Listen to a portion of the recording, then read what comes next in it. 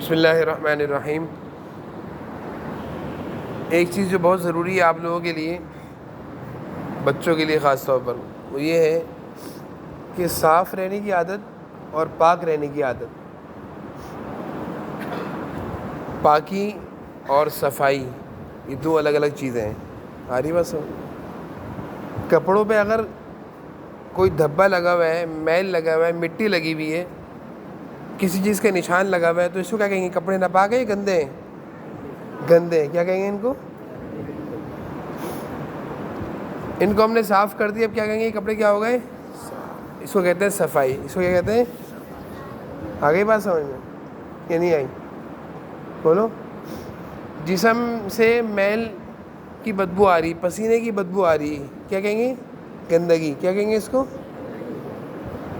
اور جب ہم نے جسم کو دھو لیا، نہا لیا، غسل کر لیا، شاور لے لیا، صابن لگا دیا، صاف ہو گئے، اب کیا ہو گئے ہم؟ صاف۔ یہ ہے، اس کو کہتے ہیں پاک، صفائی اور گندگی۔ اچھا، جسم اگر کپڑے ہیں آپ کے اور ان کپڑوں میں اگر پیشاب نکل گیا تو اس کو کیا کہیں گے؟ ناپاک۔ کیا کہیں گے؟ ناپاک۔ کپڑے کیا ہو گئے؟ ناپاک، گندے بھی ہو گئے اور ناپاک بھی ہو گئے۔ ناپاک کیا کہیں گے اس کو؟ اور جب کپڑے دھو لیے، پانی سے دھو لیے، اب کیا ہو گئے؟ یہ پاک۔ بولے سارے بولے۔ یہ دونوں چیزیں ضروری ہیں، صفائی بھی ضروری ہے اور پاکی بھی ضروری ہے۔ اسی وجہ سے ہم بار بار آپ سے کہا کرتے ہیں، چھوٹے بچے خاص طور پر، بڑے بچے بھی اس کا خیال کریں، جب باتھ روم میں جائیں تو وہاں جا کر اتنی دیر بیٹھیں کہ آپ پیشاب کر کے فارغ ہو جائیں۔ اس کے بعد پیشاب جب رک جائے پھر آپ پانی ڈالیں، پانی سے دھو کر پھر جس جگہ پر پیشاب ہے اس جگہ کو پانی سے دھو کر پھر باہر آئیں۔ اب کیا ہوتا ہے کہ اگر آپ گئے باتھ روم میں اور آپ نے جلدی میں پیشاب کیا اور آپ کو پیشاب ابھی تک پوری طرح آ رہا تھا، آپ جلدی میں پانی ڈالے، اٹھ کر آ گئے اور پیشاب کے 2-3 قطرے آپ کے کپڑوں پہ لگ گئے، اب کپڑے کیا ہو گئے؟ زور سے بولیے۔ آپ ناپاک ہیں۔ ان ناپاک کپڑوں میں نماز نہیں ہوتی۔ آپ نماز پڑھیں گے وضو کر کے، نماز، وضو تو کر لیا آپ نے پھر بھی نماز نہیں ہوتی۔ آ رہی میری بات سمجھ میں سب کو؟ یہ بہت اہم بات ہے، اچھی طرح اندر کے کانوں سے اس باتوں کو سنو، بہت غور سے سنیں سارے بچے۔ یہ اچھی بات نہیں ہے کہ کوئی بچہ قریب سے گزرے اور اس کے پاس سے پیشاب کی اسمیل آئے، یہ اچھی بات نہیں ہے۔ اس کا مطلب یہ ہے کہ واش روم میں جاتے صحیح سے پانی نہیں ڈالتے یا صحیح سے پیشاب نہیں کرتے، دوڑے ہوئے گئے، دوڑے ہوئے آ گئے۔ چھوٹے بچے ہوتے ہیں نا، وہ پیشاب کرنے جاتے ہیں باتھ روم میں، جلدی سے گئے جلدی سے آ گئے۔ آپ تو بڑے ہو رہے ہو سارے، آپ تو سارے بڑے ہو رہے ہیں نا۔ آپ کے چھوٹے بھائی ہوں گے 1 سال کے، 1.5 سال کے، وہ تو پیمپر میں پیشاب کرتے ہیں۔ وہ کس میں کرتے ہیں؟ پیمپر میں کرتے ہیں نا۔ آپ تو بچے نہیں ہو جو آپ کپڑوں میں کر رہے ہو، پڑے ہو ہر وقت سوتے رہتے ہو۔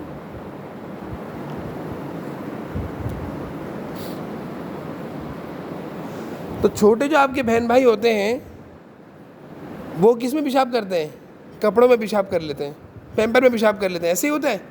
لیکن آپ چھوٹے ہیں، آپ چھوٹے ہیں نہیں۔ دلہنان پڑھو۔ اس لیے 2 باتوں کا خیال کریں ہمیشہ کہ آپ کے جسم سے اور آپ کے پاس سے کبھی بھی گندی بدبو، پسینے کی، میل کچیل کی بدبو، اور دوسری چیز پیشاب کی بدبو نہیں آنی چاہیے۔ آ رہی میری بات سمجھ میں سب کو یا نہیں آ رہی؟ یہ جب ہوگا جب آپ کے اندر صفائی کی عادت ہوگی، پاک رہنے کی عادت ہوگی۔ اور سنو، جب آپ کے اندر صفائی اور پاک رہنے کی عادت ہوگی، اور میں سمجھتا ہوں شاید ہی کوئی بچہ ہو جس کے اندر یہ عادت ہو، یہ بچوں میں یہ عادت نہیں ہوتی، نہ اپنے کپڑوں کی فکر ہے، نہ اپنی پاکی کی فکر ہے، نہ پیشاب آ رہا ہوگا۔ بعض بچوں کو میں نے خود دیکھا ہے، پیشاب آ رہا ہوگا رو کے رکھیں گے، روکتے رہیں گے، کھیلتے رہیں گے، روکتے رہیں گے، کھیلتے رہیں گے، جب تک کہ آدھا پیشاب شلوار میں نہیں نکل جائے گا اور شلوار ناپاک اور گندی نہیں ہوگی، اس وقت تک باتھ روم میں نہیں جائیں گے۔ صحیح کہہ رہا ہوں غلط کہہ رہا ہوں؟ جی مجھے سب پتہ ہے۔ آپ لوگوں کا آپ کرکٹ میچ کھیل رہے ہو اور بیٹ آپ کے ہاتھ میں اور بیٹنگ چل رہی ہو، تو آپ کبھی نہیں بیٹنگ چھوڑیں گے، آپ چاہے کتنے پیشاب آپ کا نکل جائے۔ کرکٹ کھیل کے لیے، اور اب تو موبائل ہے، موبائل ہاتھ میں ہو تو موبائل میں آپ کو کوئی گیم چل رہا ہے, کوئی ویڈیو چل رہی ہے, اس کو پوری کریں گے چاہے آپ کا آدھا پیشاب شلوار میں نکل جائے. صحیح کہہ رہا ہوں غلط کہہ رہا ہوں؟ بولے سارے بولیں. یہ عادت آپ لوگوں کے اندر اچھی نہیں ہے بیٹا. اور پھر ایک بات بتاؤں, میں ایک ڈاکٹر صاحب کے پاس گیا تو انہوں نے مجھے کہا جب پیشاب آئے تو فوراً کرنا چاہیے, روکنا نہیں چاہیے. میں نے کہا کیوں, ایسا کیوں؟ میں نے کہا بچے تو پیشاب روکتے. کہہ رہے پیشاب پریشر سے آتا ہے اور بیماریاں اور گندگیاں لے کر آتا ہے. جب اس کو روکا جائے تو ساری گندگی واپس جسم میں, بیماریاں جسم میں چلی جاتی ہیں. اس لیے ہم نے اساتذہ سے بھی کہا ہے کہ جس بچے کو پیشاب ہے فوراً چھٹی دے دو. لیکن بہت سارے بچے نا غلط بیانی بھی کرتے ہیں, پیشاب نہیں آ رہا ہوتا, واش روم کی ان کو ضرورت نہیں ہوتی, واش روم نہیں جانا ہوتا, لیکن جان کے ایسے بہانے کریں گے, کرتے رہیں گے جیسے لگے گا ان کو واش روم آ رہا ہے, لیکن واش روم نہیں آئے گا. وہاں جا کے کھڑے ہو جائیں گے, گپ شپ لگائیں گے, باتیں کریں گے. کلاس میں تو اتنا ناچ رہے تھے تم پیشاب کی چھٹی لینے کے لیے, کلاس میں اتنا ناچ رہے تھے کہ ابھی نکلا کہ بس اگر ہم چھٹی نہیں دی قاری صاحب نے تو یہ یہیں کر دیں گے. اور واش روم میں جا کے کھڑے ہوئے ٹیک, جیسے بہت اچھی جگہ ہے وہ کھڑے ہونے کی, وہاں کھڑے ہوئے گپ شپ لگا رہے ہیں. بھائی تم تو وہاں سے اتنی تیز بھاگتے ہوئے. کئی دفعہ ایسا ہوا, میں نے دیکھا ایک بچہ تیز بھاگتا ہوا گیا واش روم, کہ میں نے کہا اب اس کا لگتا ہے پیشاب نکل جائے گا, واش روم ان کا نکل جائے گا. جب میں نے واش روم میں اس کے پیچھے پیچھے جا کر دیکھا تو وہاں جا کے آرام سے دیوار سے ٹیک لا کے کھڑے ہو گئے جیسے کسی ہوٹل میں کھڑے ہوئے. تو یہ تو جھوٹ ہے. یہ کیا ہے؟ یہ تو جھوٹ ہے. آپ نے قاری صاحب کے ساتھ غلط بیانی سے کام لیا ہے کہ آپ نے وہاں پہ یہ شو کیا کلاس میں کہ مجھے واش روم بہت زور سے آ رہا ہے, جلدی جلدی جلدی, اور آپ کو واش روم, اللہ تعالیٰ کا شکر ہے میں شکل سے پتہ چل جاتا ہے کہ مجھے واش روم اس بچے کو آ رہا ہی نہیں آ رہا ہے, غلط بیانی کر رہا ہے. اس لیے جب کوئی بچہ کھڑا ہوتا ہے میں دیکھ لیتا ہوں, آ رہا ہوتا ہے میں فوراً چھٹی دیتا ہوں. جب میں کبھی کلاس میں ہوتا ہوں اور میں بچوں کی شکل دیکھ کے فوراً چھٹی دیتا ہوں. اور جو ڈرامے کر رہے ہوتے ہیں مجھے پتہ چل جاتا ہے کہ ڈرامے کر رہے ہیں, کوئی آ نہیں رہا, یہ وہاں جائیں گے, باتیں کریں گے, ٹائم ضائع کریں گے اور 20 منٹ لگا کر آئیں گے. تو میں یہ کہہ رہا تھا آپ لوگوں سے, بڑی اہم بات ہے, سنو غور سے, توجہ سے, دھیان سے. آپ لوگوں کی باتیں ہیں, یہ بڑوں کی باتیں نہیں ہیں, آپ بچوں کی باتیں ہیں ساری, آپ لوگوں سے متعلق ہیں. یہ بہت بری عادت ہے کہ رات کو پیشاب, واش روم آ رہے ہیں, کر کے نہیں سوئے, بستر پہ کریں گے. بھائی جب واش روم آئے اس کو فوراً کرو. اور طریقہ بھی ہے, سنت طریقہ بھی ہے کہ رات کو سونے سے پہلے کپڑے چینج کرو, سونے والے کپڑے پہنو, واش روم جاؤ, واش روم سے فارغ ہو جاؤ, وضو کرو, پھر آگے بستر پہ لیٹو, چاروں قل پڑھ کے, آیت الکرسی پڑھ کے اپنے اوپر دم کرو, پاک صاف ہو کر بستر پہ لیٹنا چاہیے. کیسے لیٹنا چاہیے؟ زور سے بولیے. میری بات سمجھ میں آ رہی سارے بچوں کو؟ لیکن اس پر عمل نہیں ہوتا, اس پر عمل نہیں ہوتا. اس پر عمل ہوتا ہے؟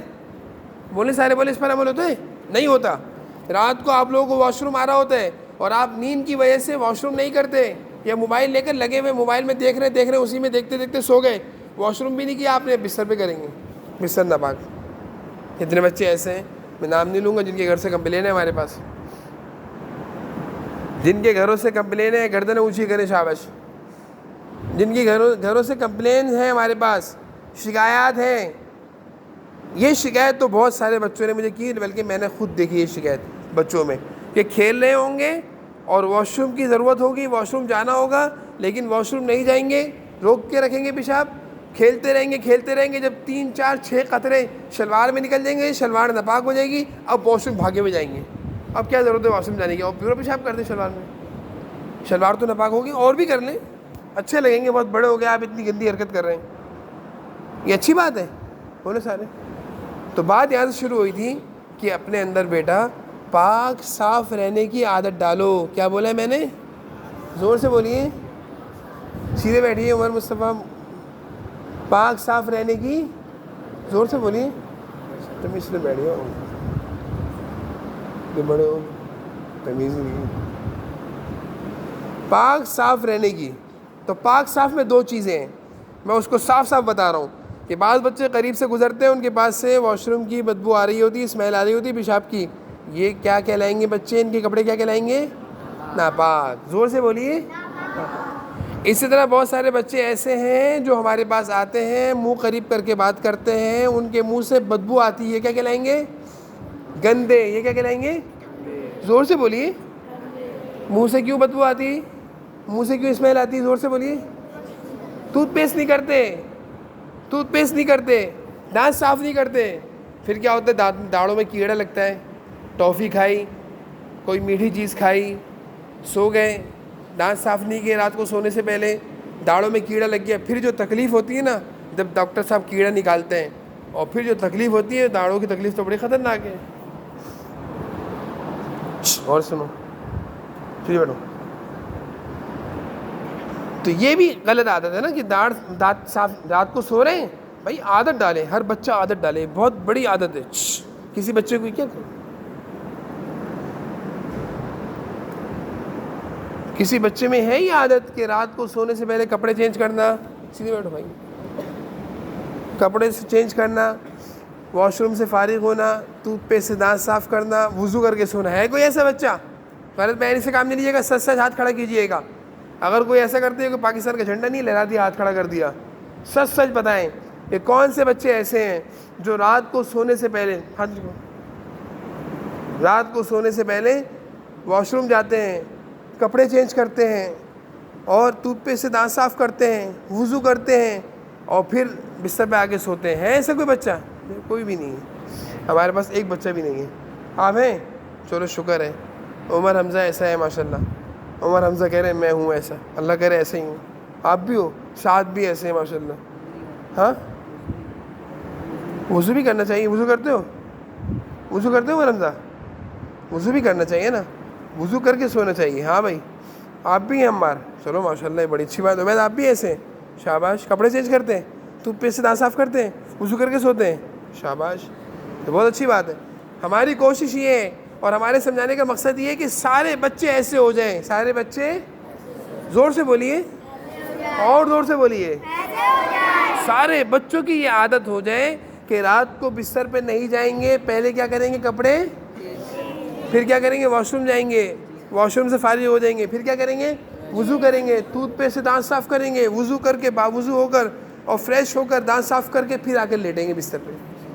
اب بستر پر آ گئے, اب پاک صاف آپ بستر پر آئیں. اور میں آپ کو ایک بات اور بتاؤں, سوتے ہوئے میں وہ بچے ڈرتے ہیں جو ناپاکی میں سوتے ہیں, جو پیشاب کر کے سوتے ہیں. وہ کہتے ہیں مما رات کو میں سو رہا تھا اور میں ڈر گیا, خواب میں مجھے یہ دکھا, وہ دکھا, سانپ دکھا, بچھو دکھے. یہ سب ان بچوں کو دکھتے ہیں جو ناپاک سوتے ہیں. جو بچے پاک صاف ہو کر سوئیں گے, وضو کر کے سوئیں گے, کبھی بھی ان کو خواب میں کوئی گندی چیز نظر نہیں آئے گی.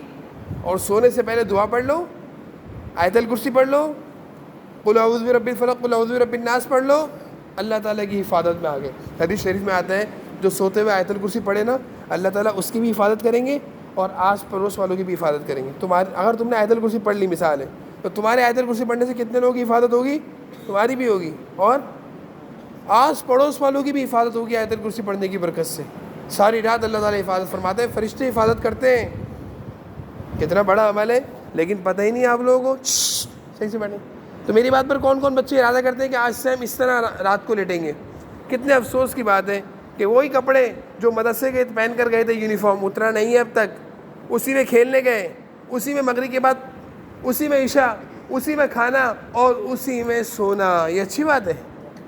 بولیے اچھی بات ہے؟ جی ہے نا بولیں, زور سے بولیے. کتنی غلط بات ہے کہ یونیفارم جو مدرسے پہن کر آئے تھے اس کو اب تک اتارا ہی نہیں. مدرسے سے واپس جانے کے بعد سب سے پہلا کام کیا ہونا چاہیے؟ کپڑے چینج کریں, کپڑے چینج کریں, دوسرے کپڑے پہنیں, صاف کپڑے پہنیں. اس کے بعد اب آپ اپنی ایکٹیویٹی کھیلنے کو چلے جائیں, نماز کو چلے جائیں, مغرب کے بعد پڑھنے کے لیے بیٹھیں. پڑھ لیا آپ نے, پڑھ کے فارغ, عشاء کا اب سونے کا ٹائم ہو رہا ہے. اب رات کے سونے کے کپڑے کیا ہونے چاہیے؟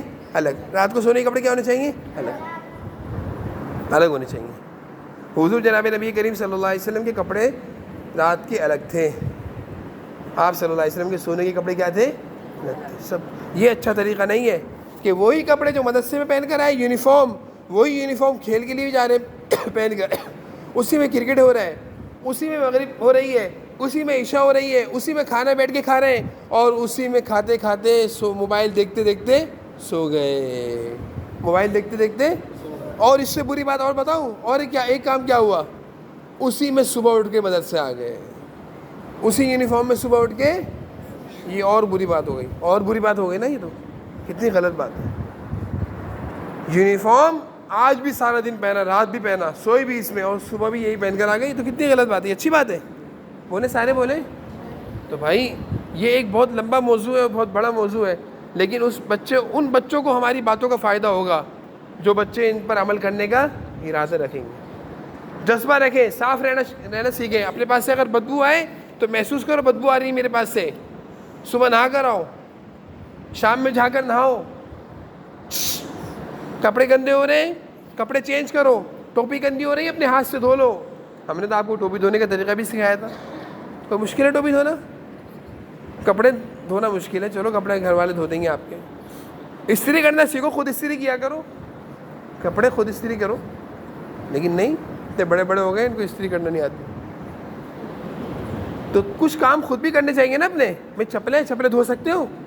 دھو لو. اتنی گندی گندی چپلیں ہوتی ہیں، میلی کچیلی چپلیں ہوتی ہیں.